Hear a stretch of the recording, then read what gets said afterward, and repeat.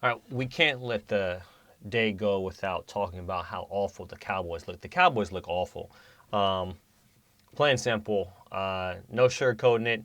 I thought last week you playing the Giants, who are pretty much now a laughing stock of the NFL, and they got confident after that. But this team, who barely beat the Giants in a last-second overtime win, um, walked into this Chicago Bears team that had something to play for, has something to play for. Second-year quarterback, still up in the air as far as if he's going to be a guy or not.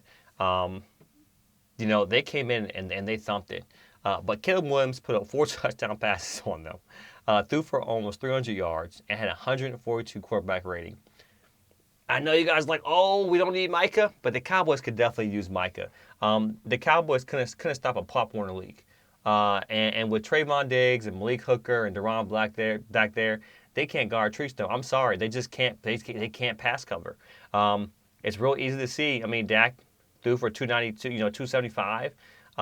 Had 2 picks. They threw Joe Milton there, and Joe Milton came over there and threw a pick as well too. Um, Somebody's in the comment section said after the game, Dak threw his helmet down, and that was intercepted too. That's crazy. But seems like outside of Javonte Williams running the ball, consistent run game, they run the ball fairly well. You run for 121, but with no CD, Dak is really kind of exposed. And Dak throughout his career has always had pass catchers to throw to, right?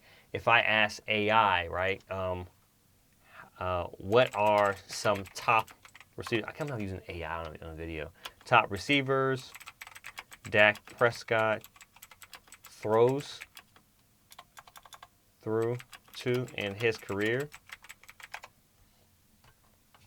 ChatGPT gives me, wow, that's trash. I searched it. They gave me CeeDee Lamb, Michael Gallup, Amari Cooper, Cole Beasley, Dez Bryant. Cole Beasley? Like, really? Um, yeah, it's pretty trash, Cole Beasley. But Amari Cooper, CeeDee Lamb, Dez Bryant, Michael Gallup. He's always had targets. He's always had guys that he can throw to. And then we see him without guys he can throw to, and pretty milquetoast. Uh, I don't know what's going on with Trayvon Diggs, but he's always barbecue chicken. If I see Trayvon Diggs out there, hey, look, I'm letting the quarterback know if I'm out here on the island with Trayvon Diggs, I'm going to be able to do what I want with this guy.